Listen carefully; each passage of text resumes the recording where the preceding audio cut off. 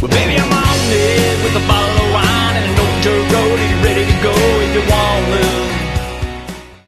to. Hey, thanks for joining us today, Live Music Nation podcast. I'm your host, Jake Gill. Festival edition today. We're with Anita Massari. Am I saying that right? Massari. Massari. She's with the Chama Valley Art Festival and Studio Tour. I remembered 10 lines. Thanks for joining us, Anita. How are you?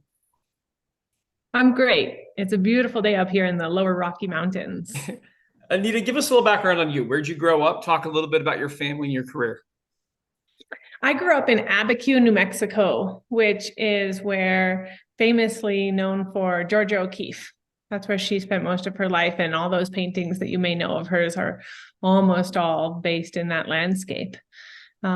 And I've lived in other countries. I got my degree in special ed at the University of New Mexico and moved up to the Chama Valley, way northern New Mexico, right on the border with Colorado, up in the mountains, gorgeous landscape, really neat history up here with my husband, and I have little kids.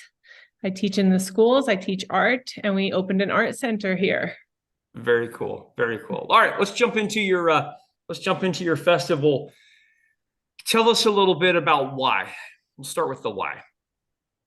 So this art festival, we're in our 16th year, and I've only been doing it for 3 years. So it was started by artists here in the area. Across New Mexico, they do studio tours where small villages or regions, all of the artists open up their studios, and that is the big weekend. That's, if you're an artist in that area, you may produce art all year just to have the inventory for that weekend, and everybody comes in and buys your stuff. So that's the event.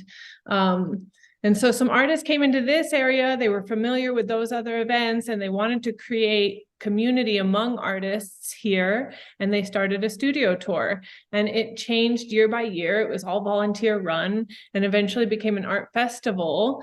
2020 came around, and the women who were organizing it said, we are getting old, let's find somebody to do it. And nobody picked it up that year. There was no festival, 2020. Oh. So the next year I'm on the phone with them. It's not going to happen anymore. And they said, you do it. That's kind of how it works, is it not?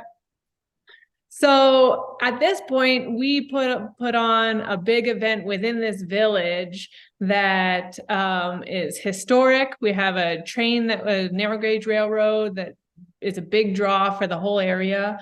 And we have music, food trucks, a lot of artists here in the village where you get to walk around and enjoy the atmosphere. The mountains is incredible. And as well, you can drive out around the valley and get to see artists in their studios. Perfect. Okay, so three questions all in one. People that have never been there, they're going to want to know what it looks like, what it smells like in case there's food. And number 3, what it sounds like in case there's music or entertainment or amusement or activities for the family. So let's go with looks, smells, and sounds. Yeah. So for the look, I'm trying to get properly. Here we go. For the look, this landscape is just incredible. We're in this mountain valley, the Chama River flowing through, the mountains all around us, big pine trees and cottonwood trees. It's a gorgeous landscape. And then you're going to find artist booths with art of every kind, traditional arts, crafters who make incredible quilts and woodwork, and then painters and metalwork, and fine artists and ceramicists and all different kinds. And for the smells, you will smell all of our local foods. New Mexico is known for its chilies. We have a fantastic, hundreds of years old cuisine. And then we'll also have food trucks, barbecue, and maybe a Jamaican or maybe Thai, who knows what you may find. Some really sweet coffee shops and bakeries here in our little village.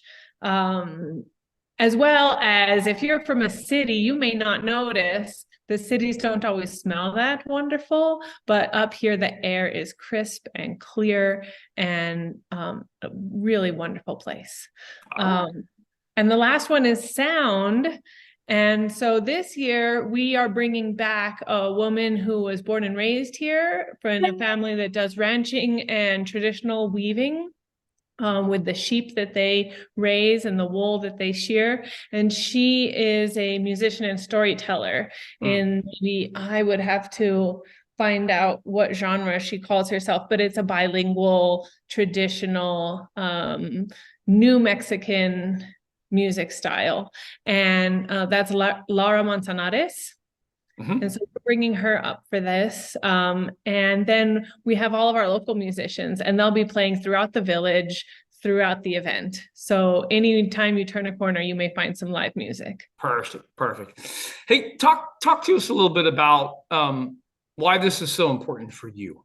It's a lot of work. It's a lot of volunteer work. So what drives you? For me, it's to keep the event alive, because I said that these ladies were done and it wasn't going to keep happening. And so I don't have attachment to it needing to happen my way, it needing to be exactly this or exactly that. We need to give a space for our local artists to be able to show their work, for people to be able to see what kind of artists are here within our communities, for them to be able to make a living making their incredible artistry. And so I may not be the person that carries this on for decades upon decades, but that the event continues. Yeah, that's perfect. Okay. Couple fun questions. I'm in live entertainment. We travel all over across the country. Blessed to be able to do that. I like to ask this one question because I just want your personal input. I love the answers that we get. Dead or alive, you could see one musical act. Who would you choose? Oh my gosh. I don't know that I'm the best person. I do play music, and I just saw Jerry Douglas last week. Oh my gosh. Right off, what just popped into my head was Chopin. Okay. Yeah. Yep. And I think that's because I went towards dead, because, oh man, if I could do anything, it would be that person. I'm a big Gershwin fan. Okay. I've heard Gershwin a couple of times. We hear some classic artists sometimes, and that's fantastic. Okay, I skipped a question, and this is good because I think our listeners will appreciate your taste. Best concert you've ever seen? Oh my gosh. Stevie Wonder at the Blue Crest in Chicago. Oh man, I've never seen Stevie Wonder. I want to see Stevie Wonder so bad. Okay, that's perfect. I've been a little selfish with the questions, asking you all the questions. This is the chance you get to ask me a question. What would you ask me? Where do you tour? Well, so fortunately, we tour. We've been to every state in the U.S. but Hawaii. So we've been everywhere, and it's been full of surprises. You meet people, of course, from all the country, and just similar in every area. Just always just great people. It's just amazing. We meet the best people in the world. So yeah, great question. How do people find out more, Anita, about what you have going on? Listen, you have a lot going on. So not only the festival, but your art school, different other activities. What's a good point you can direct them to? Chama, CHAMA, valleyarts.org. ChamaValleyArts.org. Perfect. Thank you so much for being on with us today, Anita. I appreciate it. Thank you, Jake. Really. Hey, you're welcome. Well, baby, I'm on it with the